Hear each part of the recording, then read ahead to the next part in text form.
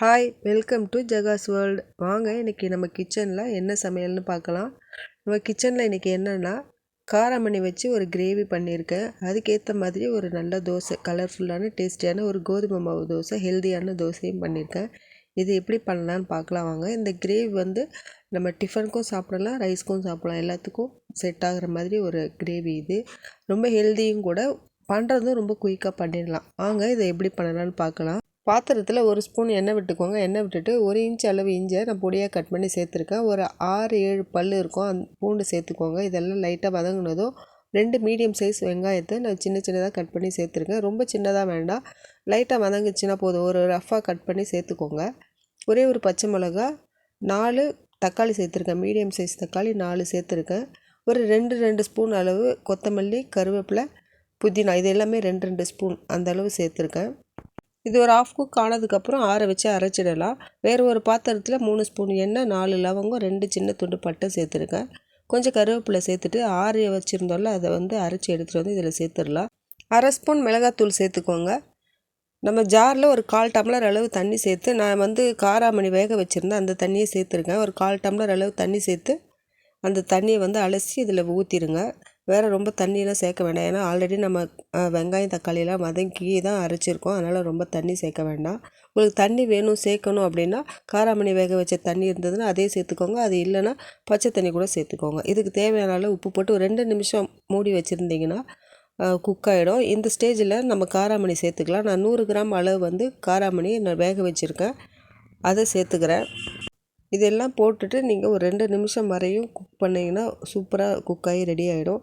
இது ரைஸ், சப்பாத்தி, பூரி, இட்லி, தோசை எல்லாத்துக்கும் ரொம்ப நல்லாயிருக்கும். டேஸ்ட்டும் ரொம்ப டிஃப்ரெண்ட்டாக இருக்கும். இது கூட நீங்கள் பட்டர் சேர்க்கனாலும் சேர்த்துக்கலாம், ரொம்ப நல்லா தான் இருக்கும். உப்பு மட்டும் கொஞ்சம் பார்த்து சேர்த்துக்கோங்க, ஏன்னா நம்ம காராமணி வேக வைக்கும்போது உப்புலாம் போட்டு வேக வைப்போம். அதனால் இதில் உப்பு போடும்போது கொஞ்சம் பார்த்து போடணும். ஏன்னா நம்ம காராமணியோட தண்ணி இதில் ஊற்றுறோம்ல, அதனால் உப்பு மட்டும் கொஞ்சம் பார்த்து சேர்த்துக்கோங்க. இது எல்லாம் போட்டு ஒரு 2 நிமிஷம் அப்படியே மூடி வச்சுருந்தீங்கன்னா நம்மளுக்கு ஒரு சூப்பரான காராமணி கிரேவி ரெடி ஆகிடும். இதுக்கேற்ற மாதிரி நான் இப்போ ஒரு தோசை பண்ண போகிறேன். இந்த தோசை ரொம்ப ஹெல்த்தியானது, கோதுமை மாவு தோசை. இதுவும் குயிக்காக ரெடி ஆகிடும். இதுவும் நம்ம எப்படி பண்ணலான்னு பார்க்கலாமாங்க.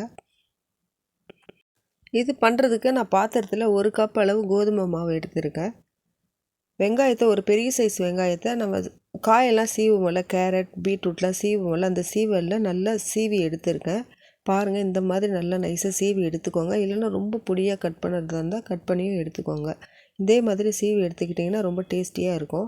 பச்சை மிளகாவும் உங்களால் இந்த மாதிரி சீவ முடிஞ்சால் சீவிக்கோங்க. ஆனால் நான் பொடியாக கட் பண்ணி தான் சேர்த்துருக்கேன், ஏன்னா அந்த மாதிரி சீவும்போது அது மேலெல்லாம் தெரிக்கும், எரியும். அதனால தான் நான் பொடியாக கட் பண்ணி சேர்த்துருக்கேன். உங்களால் சீவ முடிஞ்சால் அந்த மாதிரி சீவியோ துருவியோ எடுத்துக்கோங்க.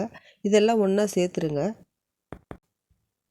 ஒரு 3 ஸ்பூன் அளவு கொத்தமல்லியை ரொம்ப பொடியாக கட் பண்ணி சேர்த்துருக்கேன். 3 ஸ்பூன் இல்லைன்னா 4 ஸ்பூன் கூட சேர்த்துக்கோங்க, ரொம்ப நல்லாயிருக்கும். நம்ம எப்போவுமே கட் பண்ணி தானே சேர்ப்போம், அப்போ ஒரு டேஸ்ட் கிடைக்கும் நம்மளுக்கு. அதை விட இந்த மாதிரி செய்து பாருங்கள், இது இன்னும் நல்லா டேஸ்டியாக இருக்கும். வீட்டில் எல்லோரும் விரும்பியும் சாப்பிடுவாங்க. இதுக்கு தேவையான அளவு உப்பு போட்டுக்கோங்க. உப்பு போட்டுட்டு தேவையான அளவு தண்ணி ஊற்றி நல்லா கரைச்சிக்கோங்க. கரைச்சிட்டு ஒரு 5 நிமிஷம் அப்படியே விட்டுட்டு அதுக்கப்புறம் சுட்டிங்கன்னா ரொம்ப நல்லாயிருக்கும். இதில் நீங்கள் கேரட் துருவி போட்டு செய்கிறதா இருந்தாலும் செய்யலாம். கேரட் போட்டாலும் ரொம்ப நல்லாயிருக்கும். வீட்டில் இருக்கவங்களுக்கு ரொம்ப ஹெல்த்தியாக கொடுக்கணும்னு நினச்சிங்கன்னா மார்னிங் டிஃபன், லஞ்ச் பாக்ஸு, இதுக்கெல்லாம் நீங்கள் இதை பண்ணி கொடுக்கலாம். நான் கொஞ்சம் திக்காக ஊற்றிருக்கேன். உங்களுக்கு தண்ணியாக வேணும்னா நீங்கள் இன்னும் கொஞ்சம் தண்ணி சேர்த்து தண்ணியாக ஊற்றிக்கோங்க. இது 2 பக்கம் நல்லா செவந்ததும் நம்ம பண்ணி வச்சுருக்க கிரேவியோட இதை சர்வ் பண்ணலாம். ரொம்ப சூப்பரான டேஸ்டியான ஹெல்த்தியான ஒரு கோதுமை மாவு தோசையும் ஒரு காராமணி கிரேவியும் பண்ணியாச்சு. இதை நீங்களும் உங்கள் வீட்டில் ட்ரை பண்ணி பாருங்கள், ரொம்ப ரொம்ப நல்லாயிருக்கும். இதை நீங்கள் சமைச்சு பாருங்கள். சமைச்சு பார்த்துட்டு அவங்களோட ஃப்ரெண்ட்ஸ்க்கும் ஷேர் பண்ணுங்கள். இது எப்படி இருந்ததுன்னு எனக்கும் கமெண்ட்ஸ் பண்ணுங்கள், நானும் ரிப்ளை பண்ணுறேன். ஆல்ரெடி நீங்கள் சப்ஸ்கிரைப் பண்ணி பார்த்துட்டு இருந்தீங்கன்னா ஒரே ஒரு லைக் மட்டும் கொடுங்க, இந்த வீடியோ பிடிச்சிருந்தா மட்டும். இப்போ தான் நீங்கள் புதுசாக வந்திருக்கீங்க அப்படின்னா, யாராவது புதுசாக வந்திருப்பீங்களா ஒரு சிலர், இந்த வீடியோ உங்களுக்கு பிடிச்சிருந்ததுன்னா சப்ஸ்கிரைப் பண்ணி ஒரே ஒரு லைக் மட்டும் கொடுங்க. உங்கள் ஃப்ரெண்ட்ஸ்க்கெல்லாம் ஷேர் பண்ணுங்கள். நான் அடுத்து நல்ல ஒரு ஹெல்த்தியான ரெசிபியோடு உங்களை பார்க்குறேன். திரும்பவும் கேட்குறேன், லைக் பண்ணி, ஷேர் பண்ணி, சப்ஸ்கிரைப் பண்ணி சப்போர்ட் பண்ணுங்கள். தேங்க்யூ.